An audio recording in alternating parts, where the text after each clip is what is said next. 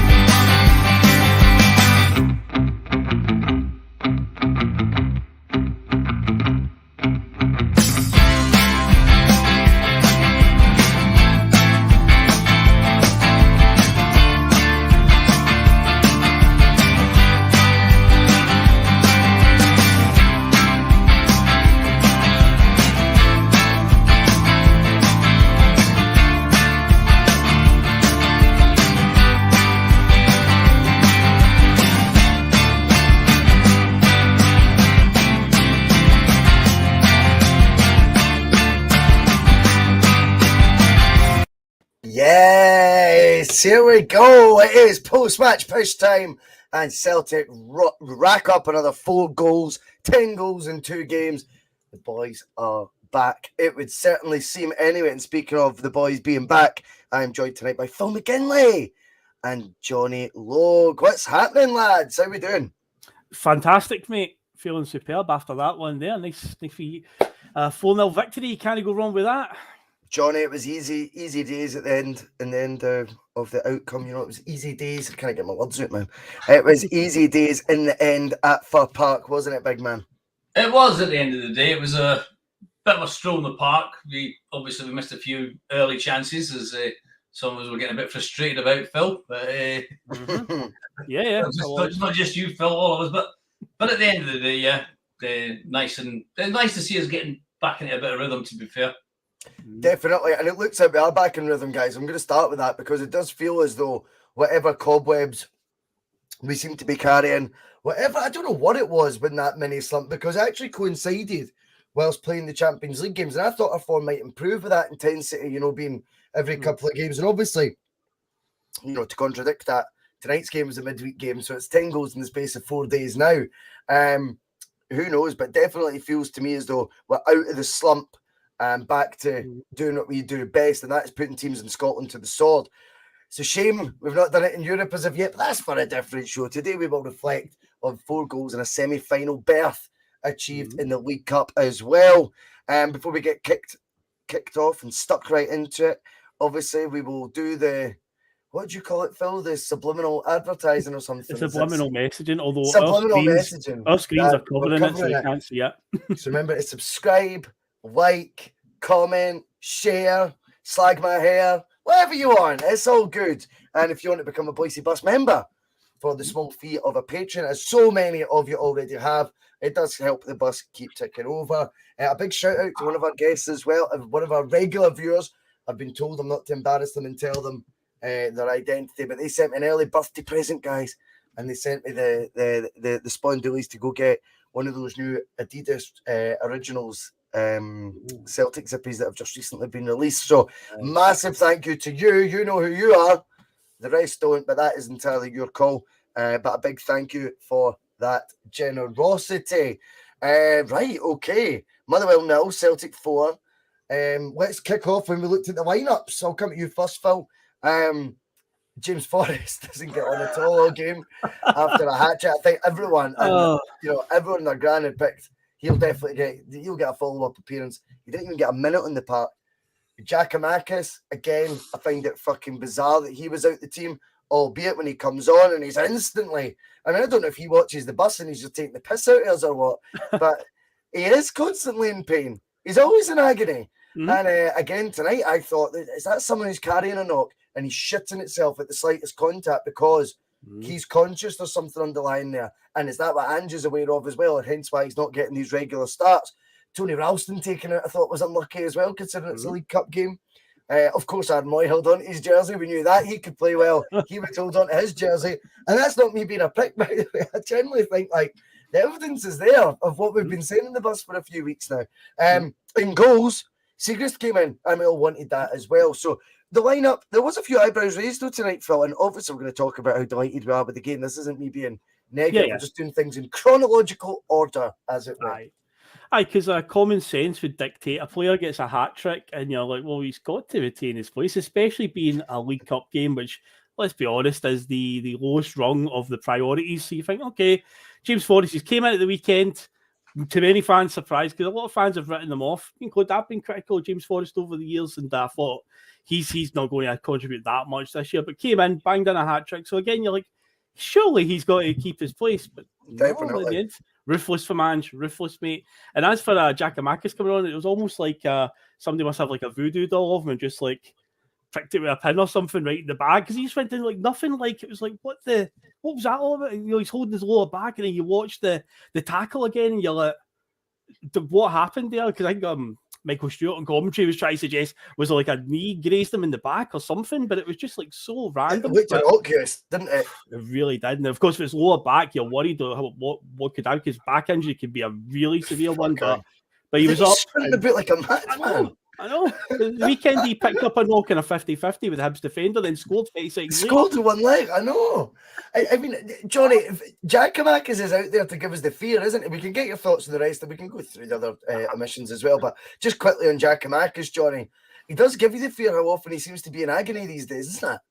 He does, yeah. I mean, for a big lad, he does sometimes, that's nothing to say, but big lads get injured, obviously. But I think with that one, I don't think it was really a contact that caused the injury. I think a slight twist in the back as he was trying to turn away from the player.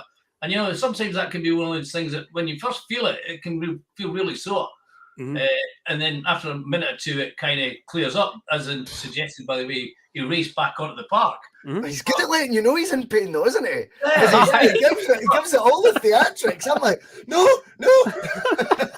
Yeah, but what I noticed, I was thinking, well, I didn't think he was going to bring him on, actually, because I thought, well, we're 4-0 up, and I don't think he's bringing him on. Is he nursing a knock and he's trying to just make sure he stays all right? And he brought him on, less than a minute, 2 minutes maybe, and he's down on his back there. And the camera panned to Ange, and Ange sort of turned away as if to go, oh, for fuck's sake, why did I put him on? Well, Johnny, this is it, because just to sort of tie that up, I mean, we were obviously disappointed, I would say, in the group chat, if not more, probably more confused, I would say, in fact, to be fair to Kyogo. We were more confused and disappointed in the group chat that Giakoumakis was out the team again. I thought, what the fuck's he got to do to get a run? I speculated, if you remember, Phil, I said, I wonder if he's carrying a knock. That's the only thing that could really make sense. But then you got to the stage where you thought, well, Ange isn't bringing him on, so I must be right. Then Ange does bring him on, and I think Johnny's got a point there, Phil. Ange did that roll of the eyes when Giakoumakis hurt himself, as if to say, and he kind of grimaced as if, I fucking should have known not to put him on. I knew better than to do that. Just because he's nipping my lug behind me, wanting on, I went and put the bastard on. I knew he wasn't fit. I thought he did that sort of. At least he didn't do a Neil Lennon to Mikey Johnson. Go fuck off. See, to be fair though, like now the dust, like in fact that was in a season we won a treble anyway. But for me the dust is all settled on Lennon now anyway. I'm not gonna freaking sit and hold grudges forever. I think that's still the best fuck off I've ever seen by anyone in my life. I've never seen anyone say it like that well. It's an absolute it's a 19-year-old laddie. This is a tough school, mate. Mikey injured again. Fuck off. I wouldn't say that to Big Giakoumakis though, Phil. No. He's rolling about. No. You seen how fast he can sprint after he gets up for an injury? He'd be chasing you up the tunnel. Aye. But the other changes in the team, Phil, I want your reaction to those as well. See, Juranovic coming in, it would have been good to see Ralston maybe keep his place because he's only started a small handful of games. 2 games in a row yet. Two games in a row. So again, it's like, what's the lad going to do? I mean, he was good against Hibs. I mean, everybody was good against Hibs at the weekend. Moy keeping his place. But I'll say this, I thought Moy had a good game again. And I think the key is do not play him at the base of the midfield. I think O'Reilly sitting there is working a treat right now. Because Moy, obviously playing at the base, having to start attacks like against St Mirren, it was very slow. But I think being a little bit further forward, I think that's benefiting him a lot. I'll be honest, I think I said this on Sunday, Blair. I thought Hatate would have been protected for Hearts, so to see him play. But again, as you saw last year, he was literally blowing out his arse in the run-in, and he was still getting a game every single week.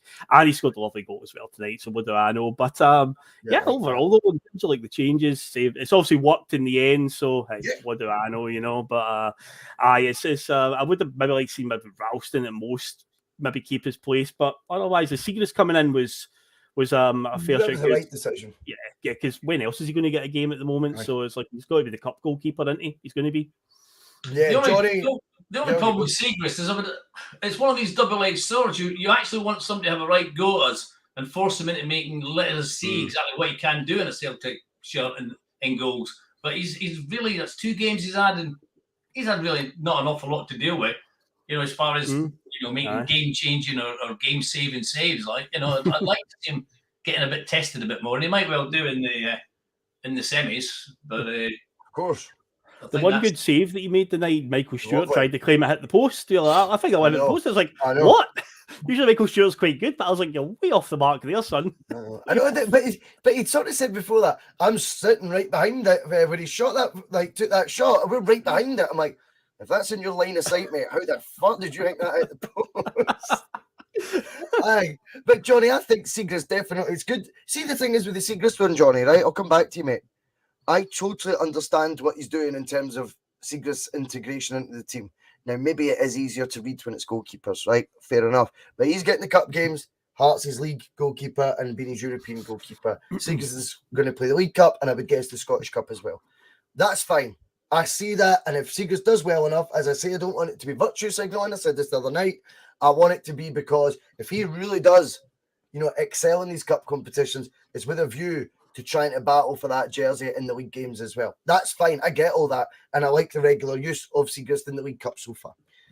I don't get, though, what he's doing in some of the other positions. I think that's probably... But the squad's there to be used. We've won 4-0, so it's not a gripe on that. What I'm trying to say is, the obvious way to integrate someone, I don't know, like Haksabanovic, I don't think it's been done. First half a debut start was in the Champions League, and he was pulled at half-time in that game. He's been pulled at half-time again just at the weekend, so we presumed he was carrying a knock because he was arguably the best player on the pitch. He then starts again tonight, so who knows what the script is with that one. You look at James Forrest's hat-trick. I mean, Abada should have had a hat-trick tonight. Of course, Kyogo benefits from that, fair enough. But with Abada getting a double, I think that now more leans to the fact it'll be Abada who will play at the weekend now, where I think potentially we thought, well, Jamesy, because he's, had loads of injury problems and he's in his 30s now, maybe he's resting him for the Motherwell game to bring him in for the Hearts game because of his hat-trick. I think that now looks unlikely when Abada scored a double. So it's strange how people get integrated into the team under Ange, and sometimes I'm not quite sure I can see what the pathway is for some of them. I think it seems quite hokey-cokey-esque, Johnny. Yeah, I mean, I think all the players that came in against Hibs, I was surprised that all of them dropped out today. Ralston, Forrest, Burnaby, because I thought they all merited from the performance on Saturday against Hibs. Yep. They quite justifiably put them in again tonight. In fact, I expected all 3 of them to play again tonight. With the Siegrist one, I agree with you on that one, Russell. I mean, actually, we signed Siegrist the week I was first on me on the Double Din show, and I said that at the time I like Siegrist. I think he's a good goalkeeper, and we never expected him to be signed in to take over from Hart immediately. I think he will do in the long term. It might not be this season. You've been saying often enough. You reckon by the end of this season he might be number one choice. There's a chance. I think there's a chance. What I will say about Siegrist is that I do like him. And let's imagine the scenario: we're playing Rangers Saturday morning. We all expect Hart to be starting. And the late news comes through that Hart's been injured and Siegrist is playing. I'm not going to shit myself at that. That's true. That's very true. I'd be quite happy to, it wouldn't be like, say, Hart's injured and we've got Bain playing instead. That would put a fear through you. That would give Rangers a lift as well. I don't think the same would be the same with Siegrist. I like him.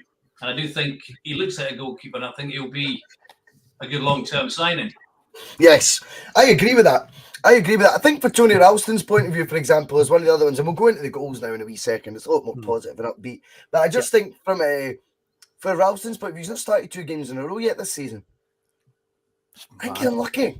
Aye, given how crucial a role he played last season. I mean, I literally watched the much talked about documentary that's I've been uploaded to YouTube, the DVD. So is that the one that's called Ange, A History? Is that what it's called? well, the first half hour seems to be about Ange's background, but yeah, obviously it's the season review last year. Turned it off. I love Big Ange and all that, but I'm not interested in what his childhood was all about. I don't care about stuff like that. Call me cynical. I've watched the first 20 minutes, and I think, really, to be honest with you, all of it that I've already seen on YouTube anyway, over the last 6 months at least. But they highlighted one point in particular about Ralston's goal against Ross County again last season. And at the time, he talks about his granddad watches the goal on repeat all the time. And I think it was his granddad tells him as well, that'll be important come the end of the season. And it's certainly also, you look at some of the contributions he put in last season again, and it's like, you would have thought it would have been more of a 50-50 battle between him and Juranovic. But it's definitely not. It's very much skewed in favour of the Croatian international, Russell. He is a Croatian international, but we are blessed. Get Clarkson for that one, Phil. We need a Croatian Clarkson. We do. Good pal. But we did start with some goals from other internationals. They're not quite as sexy being an Israeli international as it is a Croatian international. But Leo Labada comes back in the team. I think his form had fell off a cliff, to be honest with you. He must be, though, one of the best back post, late runs for the back post there and finish it in Europe. And I'm not exaggerating on that, because I think he could do that at any level. It's just he's got a knack for it. His timing in the box. And, by the way, see, this is what I've realised with Abada. Didn't he give him 3-4 touches? Doesn't he work for him? He's an instinctive player. I know we've got the FTF and Giacomakis, but Abada's another one. See, if you look at him and he's got time to run up to an opponent and try and take them on, fucking doesn't know what to do. He just gets tackled every time. Doesn't know what to do because he's overthinking it. If he gets a one-on-one, think of the Real Madrid game. He had time to think what he was going to do. Doesn't do it. Look at his 2 finishes today. First one's pretty easy. That second one's a joke. How good that is. He's instinctive. That's what he is. I mean, it's like you talk about that when he gets the time to think. I think just before he scored his second goal, he had the nice ball put out to him. He controlled it. He had a look up and then put the ball straight down the goalkeeper's throat. Nowhere near any of our lads, but give him something that he hasn't got time to think about. It's got to be pure instinct. Then he's as good as anybody, really, isn't he? Well, I just think he's got a unique trait. That running in at the back post thing, Phil, sums him up. But again, it's how often he scores those just as a first time finish as well, as opposed to these opportunities he gets when he's got time to think and he's I don't know, he's an impulsive, instinctive, as Johnny says, sort of player. But those back post runs that he does, it's not just the timing. I mean, they're all very deliberate what he's doing. I'm not sure how deliberate they are in his head, but his instincts make them extremely deliberate and extremely effective for Celtic. Well, just look how far he ran to get to that first one tonight. I wonder what now they talk about like a box-to-box midfielder, the guy that can make a late run into the box like a Frank Lampard used to. What's the equivalent for a winger that makes a late run in from the side? What's the term for that? You know, we've got, I say box-to-box is a central midfielder that makes those runs into the box. But what's someone coming in from wide? I wonder if there's an official term for it, because he is an absolute master at it. Again, we've seen it a million times, and it's probably good for his teammates because they know he's going to be there. It's very reliable. Sometimes you won't even need to look up for the cross. I mean, the 1-2 with Haksabanovic and Taylor is fantastic. Puts it across it, and there he is. We've seen it a million times. Just that run, he's right there to finish it. Superb. And the second goal, though, I say the technique is a joke in that one. The finish is brilliant. If it come back to him so quickly and just react the way he did to take it on the volley, the power he generates, so fantastic, man. So he had a great performance tonight. But that wee run that he's making in from wide, to say we've seen it a million times already. We'll see it a million times more. There seems to be some defenders in the league that seem to not see it, despite how many times he does it. Borna Barisic, for instance, seems to be completely oblivious to it. But yeah, he's an absolute master of it. But yeah, we'll need to find a term for what that's called for a winger that makes the type of runs. Aye, there's got to be some sort of term, but we'll make it continue, because the thing is, Johnny, Abada's came back in the team with Forrest scoring a hat-trick. What's a response? 2 goals and an assist. That's the sort of competition you're looking for. Oh yeah, definitely. I mean, Forrest has made him up his game in much the same way as Paddy Roberts done that to Forrest a few years back. You know, when this guy's coming on and scoring a hat-trick, I'm going to do something to get myself noticed. That's a good point. 2 goals is as good a way as any day, isn't it? Well, I think as well, 2 goals and an assist from a guy who's been out of form.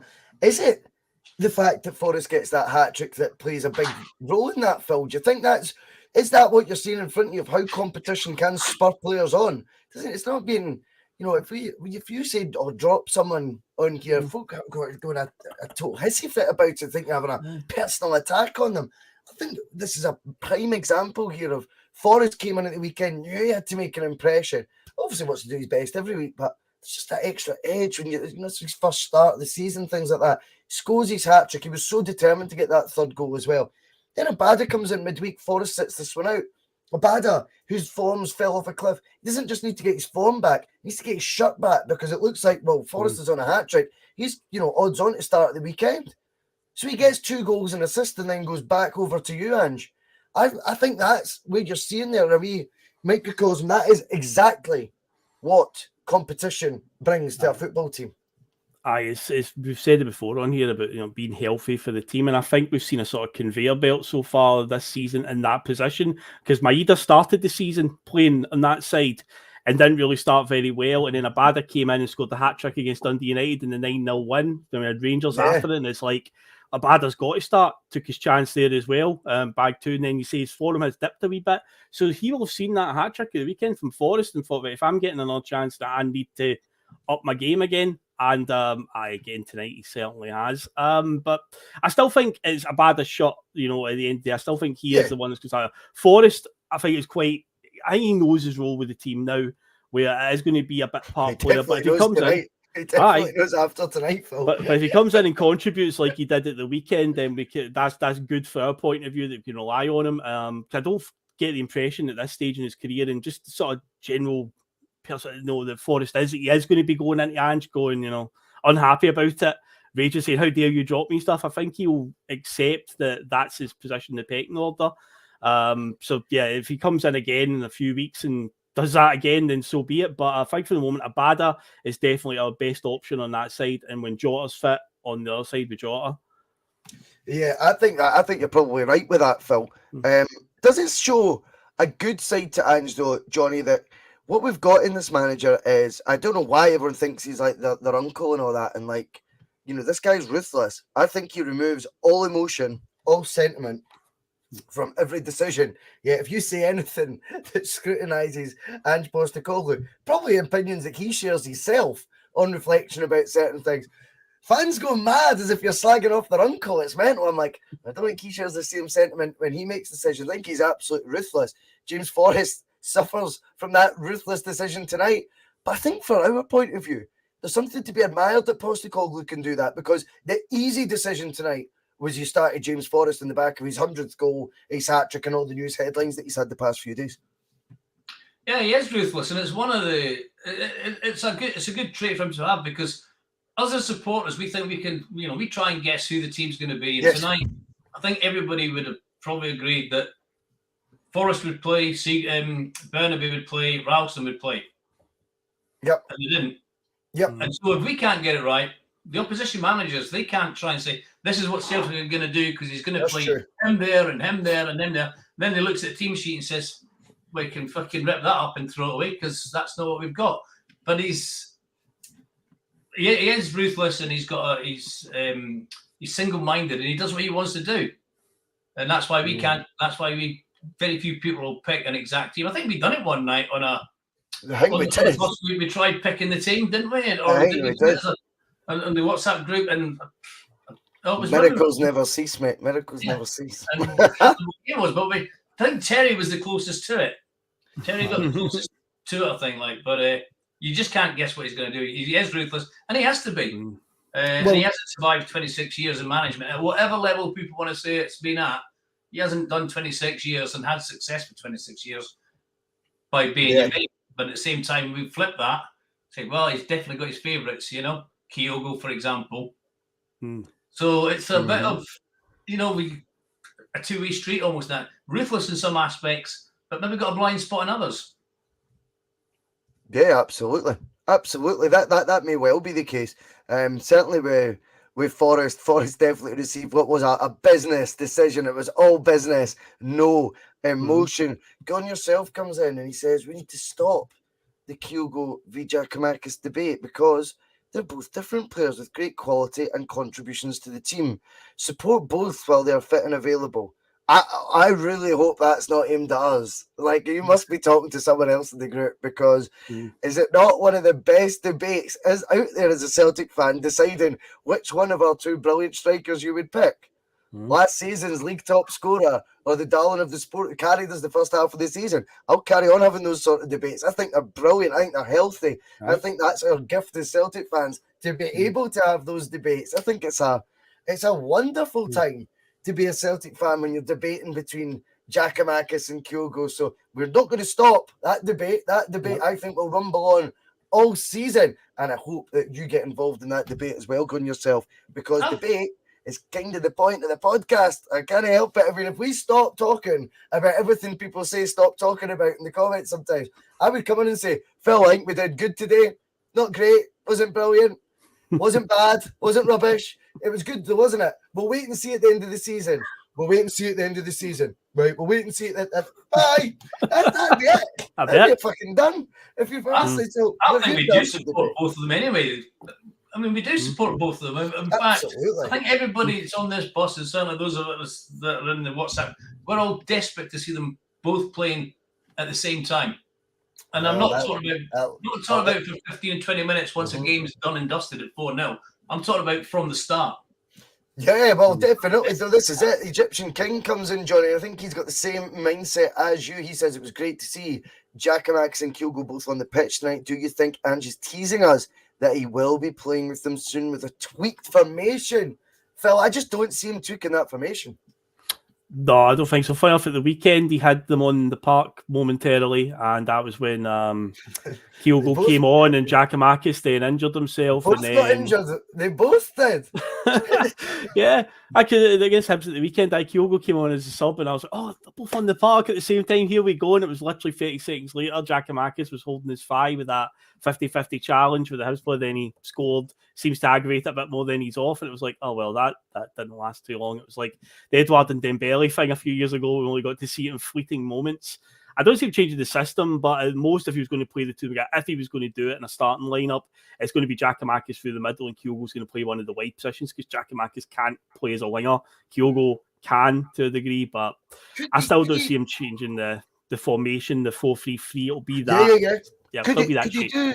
Could you do what you did though, Phil, just the other week against Leipzig, and play Kyogo where Haksabanovic played in that sort of in behind the striker without a number 6?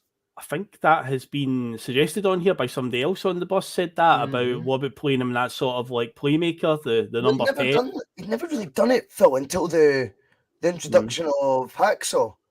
That's true. Haksabanovic getting to play that number 10 role without a number 6 in it all, and I'm going, well, if you can do it for that. Shot is out the now, Kalmak's out the now. There's a wee bit of room for experimentation, if that's even a word. Kyogo drops deep to pick up the ball a lot anyway, so it can be done. I think so. But what did you make of Kyogo's performance in the first half? Because obviously he did what he does, where he had a few good chances. But what I love is, even though some of the chances were quite bad that he missed, but he never hides. There are strikers out there in the world of football who would miss that first chance, particularly when he runs in and puts it by the post, and they would hide. They would be like, oh, that's me, their confidence below. But fair play to him, he kept going. I mean, that shot that hit the bar, he hit it at the turn, and then it was a bad went in for the follow-up header, but fluffed it. But it was like, and then there was one where he was full on goal, and the keeper pulls off a good save in the end, and it was like, you thought it was going to be one of those nights for Kyogo again, but obviously he just keeps on going. You know, as cheesy as it sounds, old mantra, we never stop. Kyogo never stops, it seems, doesn't it? He really does, because there was some moments in that first half where I was like, oh, his confidence is going to be really low over these misses, but no, he keeps on plodding away, keeps getting himself into those positions, and got his reward eventually. Johnny, it was interesting with Kyogo because, as Phil rightfully says, that first half he missed one that was, I think the word criminal was used in the group chat, lads, and it was like, fucking hell, man, how's he missing that? Then, of course, you go from the ridiculous to the sublime, and he hits that curler, not too dissimilar to the one at Tannadice. When he just sort of quickly turned, curled on top bins. It was nearly over the line. It wasn't far off. VAR will sort that from now. That was the last Celtic game we've ever seen without VAR, by the way, which is quite interesting. Yeah. Unless, if it's going to be used in the cups, maybe it won't be used in the cups. I don't know. But I would definitely say Kyogo first half showed that he is a guy that isn't particularly confident right now. I felt quite sorry for him. But then in the second half, Johnny, do you know what he does with the goal? Do you know why I love him? Just that humility. I just like instantly he's just had his hands clapped straight away, as in like, I don't know what the message is, but I've got my own theory on it, and it's almost like, thanks for sticking with me. Like, do you know what I mean? He's just looking for thank you for sticking with me. I'm sorry, I've been shite recently. And I think he's just got so much to like about him. And again, the camera sort of panned in on him at full time. And every other player high fives each other. Every other player, though, hugs Kyogo at the end of the game. They all just hug him straight away. So everyone just loves him. And I think he brings a really good attitude to the team, because he is a player that he's only human. Going to have dips in form. Nobody thinks he's shite. It's going to happen. But when it does happen, Johnny, everyone's stuck with him. Everyone's encouraged him. Everyone's supported him, albeit we might have wanted to have seen Giakoumakis get more starts. That's just it's a tough school that you're at right now. This is Celtic. It's not something where you just get to keep playing when you've got strong competition. But I think he's always had full encouragement from all the support. Any minute he's been on the park. He got his just rewards finally in the second half with a goal. Does he kick on from here? Hopefully. Definitely hopefully, because, you're rightfully, he looked lacking in confidence in the first half, and he's starting to get a bit frustrated as well. It makes me wonder if the reason Ange has kept him on, not just tonight and other days, is all strikers will go through that kind of phase, where just they couldn't hit the water if they fell out of a boat, but they've got to play through it, and that's the way they do it. Sometimes they play through it and they get a goal. It might be a lucky one that bounces off their arse, or a quality assist, or a quality assist like Abada's one tonight off the post and pass it to him, But he will come good. We know he's too good not to come good at the end of the day. I agree with that too. Everybody goes. They'll all go through a drought. There's not a top striker in the world hasn't gone through a drought at some point. And they come through it, and so will he. And sooner the better, to be fair. Of course, mate. Of course. Is that an Ange jumper you're wearing, by the way? I thought that was an Ange jumper. I just noticed that the other night. I'm looking at that and thinking, look like I'm off to deliver some milk tray or something like,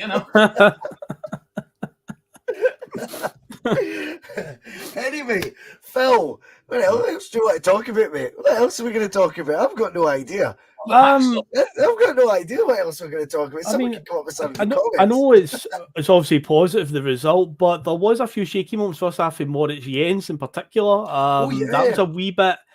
I mean, obviously, once we started getting the goals, Motherwell seemed to fall apart. And I did find quite funny. See the one that he tried to pass it out of the byline, and they got by and put the cross in, the boy at the back post, skied it over the bar.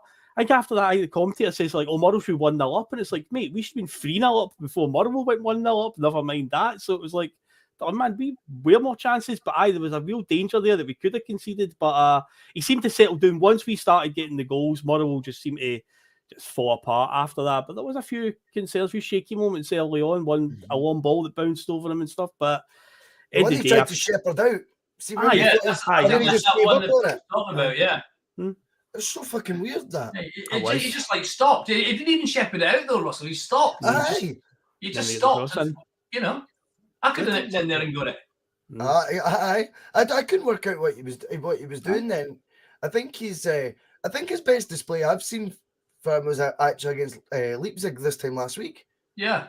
I think that's the best display I've seen. So he might be one of those players. He's been constantly tested, and then he's maybe got that. He's a wee bit guilty of, that sort of turning off when it's lesser opposition or lesser competition that you're playing in, League Cup from the Champions League. Well, Big Moritz, you better get fucking used to it, big boy, because we don't tend to last in the Champions League very long, son. You're lucky. Virgil was guilty of that on occasion as well, wasn't he? Van Dijk was guilty of that. He was guilty of that on occasions. It's almost like he just, this superb Rolls Royce that just stuttered every now and again. He was just too casual at times. But another point that a couple of lads commented on there about Haksabanovic versus Jota. Yep.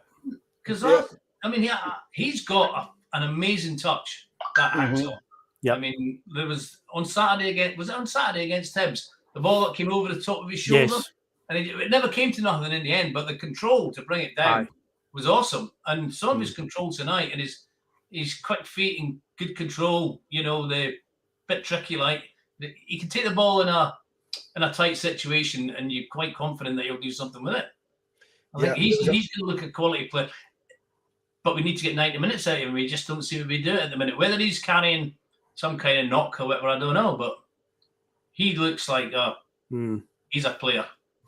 I think every time Haksabanovic has played, I don't think anybody said, he had a bad game, he doesn't look like a player. Everybody's been saying how good a player he looks. So hopefully we can see more, but hopefully it isn't a knock. But yeah, these substitutions, it's frustrating. You want to see him get the full 90 minutes, but again, it could just be a fitness thing. Maybe he wasn't playing as regularly out in Russia before he joined us, so he's still a few weeks off that 90-minute fitness that he needs. Yeah. But every time he's played, everyone's always waxing lyrical. There was a moment he got the ball on the left-hand side. And he's coming out the box. It came to him actually, sorry, and you just knew the one thing, he wouldn't hesitate in shooting. He just took one touch to settle himself, shoots on the right foot, nothing comes of it. But I just thought, see that he doesn't fanny about. Do you know what I mean? I think he's that guy. Celtic have maybe been at times, particularly in the Champions League, guilty of that extra pass foul. You know what I mean? Oh yeah. I don't think he's ever going to be that guy, which I think is a good thing. That is definitely the type of player we perhaps are missing slightly, is someone with that. You've got to see when Giakoumakis does it. The reason we highlight it so much is because I think we all know it sticks out like a sore thumb.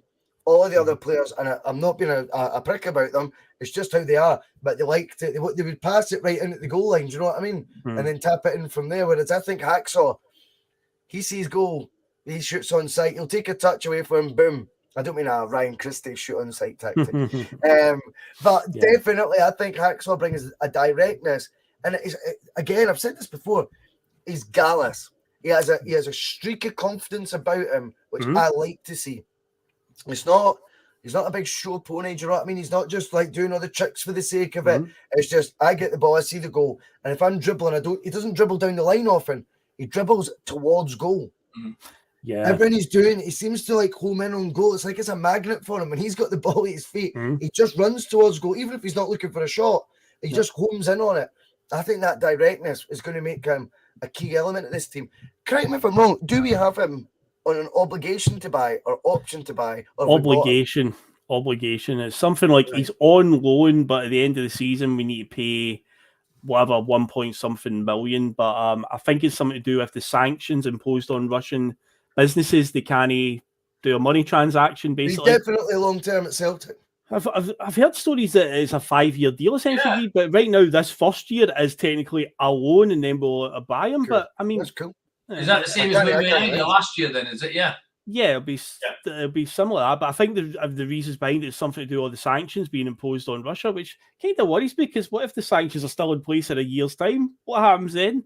I don't know if that is what it's to do with why we've done it that way. I don't know. But the story I've heard is he's on loan. We're going to buy him at the end of this season for 1.8 million, which was the reports were that was a steal because Ruben paid about 6.75 million for him a year ago. But obviously it's a case of he wants out of Russia ASAP because of what's going on there.